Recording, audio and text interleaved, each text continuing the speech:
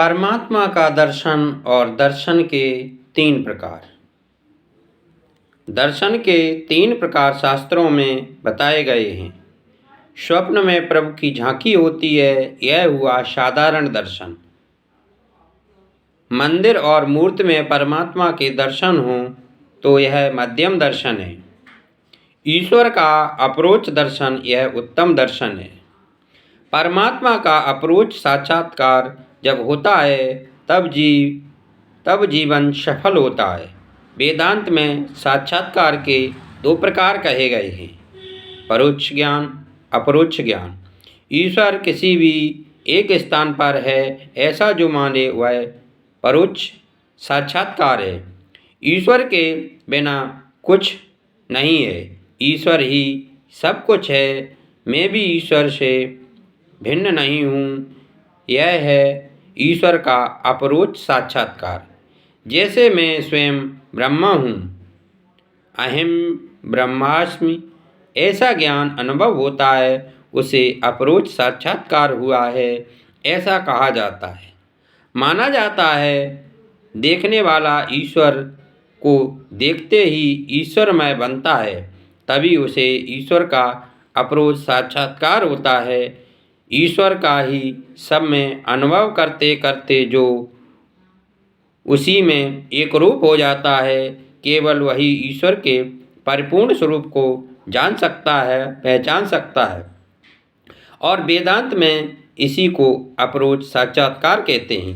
ईश्वर जगत में किसी एक स्थान में है, यह ज्ञान भी अपूर्ण है। ईश्वर सर्वव्यापक है, यह केवल एक मूर्ति में या मंदिर में रह नहीं सकते हैं, समा नहीं सकते हैं। मंदिर में प्रभु के दर्शन कर लेने पर ज्ञानी पुरुष जहाँ दृष्ट जाती है वहीं भगवान रूप का अनुभव करते हैं। मंदिर में प्रभु के दर्शन करके बाहर आने पर प्रत्येक में परमात्मा का दर्शन करें। मन जहाँ जाए वहाँ ईश्वर का दर्शन करें, यही है ईश्वर का असाधारण दर्शन। जो परमात्मा मुझ में है वही सब में है। इसी प्रकार अखिल जगत जिसे ब्रह्मस्वरूप दिखता है वही ज्ञानी है। सब में परमात्मा का अनुभव करते करते उसे अपने स्वरूप में भी परमात्मा का अनुभव होता है। परमात्मा के परोक्ष दर्शन से कोई विशेष लाभ नहीं होता है, परंतु जीव जब परमात्मा का अपरोक्ष दर्शन करता है तभी कृतार्थ होता है। ज्ञानी पुरुष को तो अपने स्वरूप में भी श्री भगवान दिखते हैं, यही अद्वैत है। श्री कृष्ण लीलाएं इसीलिए हैं कि इन लीलाओं का चिंतन करती गोपियाँ अपने स्वरूप में भी परमात्मा का अनुभव करती हैं। लीला देखन में गई मैं भी हो गई लाल।